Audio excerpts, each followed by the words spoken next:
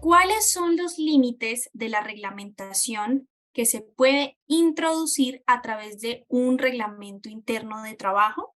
¿Qué tipo de reglas puede exceder el alcance de este tipo de documentos? Bueno, aquí nos están hablando de algo muy importante para los empleadores y los trabajadores, que es el reglamento interno de trabajo. Este lo pueden encontrar regulado en nuestro Código Sustantivo del Trabajo a partir del artículo 105. Recordemos que el reglamento interno, ¿qué es? El reglamento es un documento en donde nosotros vamos a poner todas nuestras reglas de juego, ¿sí? Como empresa, todos los asuntos, digamos, importantes que deben tener en cuenta tanto los jefes, los supervisores, los empleados, el empleador, todos. ¿Listo? Eso es un documento que contiene normas disciplinarias, sancionatorias, procedimientos, aspectos específicos de la empresa y es elaborado por el empleador. Y aquí es importante tener en cuenta algo, y es que estos reglamentos tienen que ser elaborados para la empresa. Muchas veces se suele descargar, digamos, formatos en Internet de reglamentos internos de trabajo, cambiarle el nombre a la empresa, cambiar algunas cosas y publicarlo igual. Y no usamos esta herramienta que es tan valiosa, porque esta es una herramienta muy valiosa para el empleador. Le va a dar todo el hito a la empresa. Entonces, eso es importante tenerlo en cuenta. ¿Listo? Entonces, por acá nos preguntan, bueno, ¿cuáles son, digamos, esos límites que se tienen en la reglamentación, en esa reglamentación que tiene el empleador en ese reglamento de trabajo? ¿Sí? El reglamento de trabajo, nosotros podemos en él incluir muchas cosas y hablar de muchos temas. Podemos, y bueno, y es más, nuestro Código Sustantivo del Trabajo nos establece unos temas puntuales que debe tener nuestro reglamento interno. Entonces debe de hablar de los horarios de entrada y de salida, teniendo en cuenta los distintos, hay trabajadores que tienen horarios distintos, pues eso sería bueno establecerlo como tal en nuestro reglamento interno, si son rotativos, si son, si hay varios turnos, bueno, las condiciones de admisión de los trabajadores, cómo se hace todo este proceso para admitirlo, siempre muy general, aquí sí no ser tan específico porque puede ser un problema más adelante, las horas extras, en qué casos, y es algo importante, nosotros en el reglamento interno no vamos a cortar y pegar lo que el código ya nos dice sobre horas extras, sobre primas, sobre cesantías, sobre vacaciones, no, eso ya está en la ley. El reglamento es algo especial. Nosotros vamos a poner allí es lo que no está en la norma y lo que nosotros queremos que, pues, que sean las reglas de juego en nuestra empresa.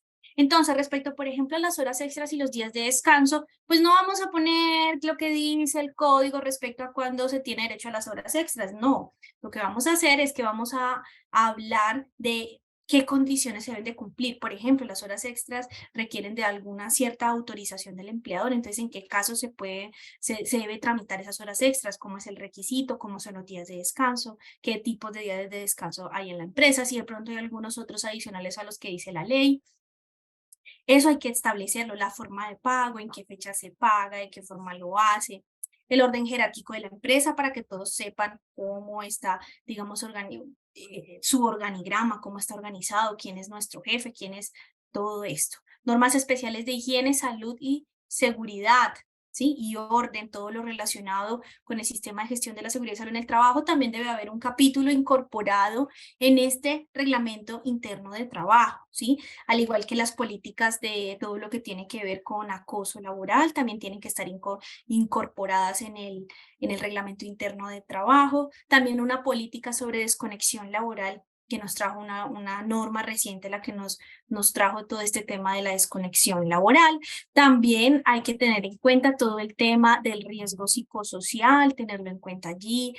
Miren que el reglamento, como les digo, es una herramienta y es la mejor herramienta para nosotros establecer procedimientos, los procedimientos de, de qué debe hacer en un accidente de trabajo para que todos los trabajadores sepan, los procedimientos de, por ejemplo, en caso de un acoso laboral, en caso del tema de desconexión laboral.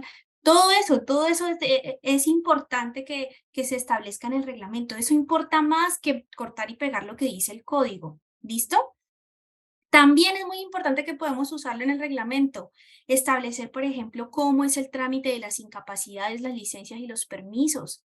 Muchas veces, bueno, eso se vuelve un enredo, más que todo en la persona encargada de nómina. Si nosotros tenemos unas reglas de cómo se debe llevar a cabo ese procedimiento y los trabajadores tienen acceso a las mismas, pues eso puede ayudar mucho ese procedimiento.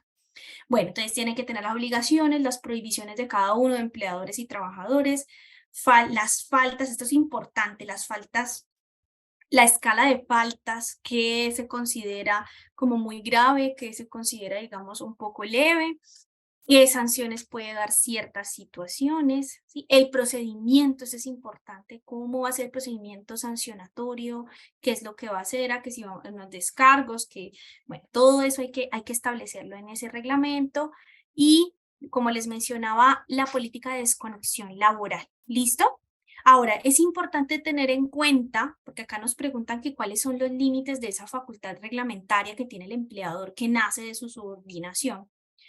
¿Qué, digamos, cuáles son esos límites que tiene el empleador respecto a eso? Y los límites son, uno, los derechos fundamentales de los trabajadores y dos, los derechos laborales. El empleador puede regular todo lo que él quiera y necesite en la empresa mediante el reglamento interno y los códigos de ética y demás. Lo puede hacer siempre que con esos códigos de ética no vaya a afectar algún derecho fundamental. Si el derecho fundamental, por ejemplo, a profesar libremente una religión. Nosotros no podemos obligar a los trabajadores a que crean o no en ciertas cosas, ¿sí? No es, si nosotros en el reglamento establecemos que todos los días se tienen que rezar 5 Ave Marías antes de empezar, ahí estaríamos infringiendo un derecho fundamental que es el derecho a la libre escogencia que tenemos frente a nuestra religión, ¿sí? Entonces hay que tener en cuenta eso. Nosotros podemos reglamentar lo que queramos siempre que eso no vaya a afectar el derecho fundamental a esa persona. Recuerden también el derecho fundamental al libre desarrollo de la personalidad. Si de pronto nosotros vamos a establecer un código de vestimenta y demás, que lo podemos hacer porque es nuestra facultad reglamentaria, tiene que tener una razón, un motivo. No podemos, digamos, de alguna forma, no, es que aquí están prohibidos, por ejemplo, usar faldas largas y resulta que hay una persona que profesa una fe en donde debe utilizar una falda larga porque digamos, su religión tiene esa, digamos, esa regla. No puede el empleador decirle, no, tiene que quitársela porque no, sí. Podemos reglamentar todo lo que queramos siempre que eso no infrinja ni con los derechos fundamentales de los trabajadores, ni tampoco con todos los derechos laborales que tienen, porque los derechos laborales son unos derechos mínimos que no se pueden cambiar, irrenunciables. Disfruta de nuestra programación semanal. Suscríbete a nuestro canal, actualícese video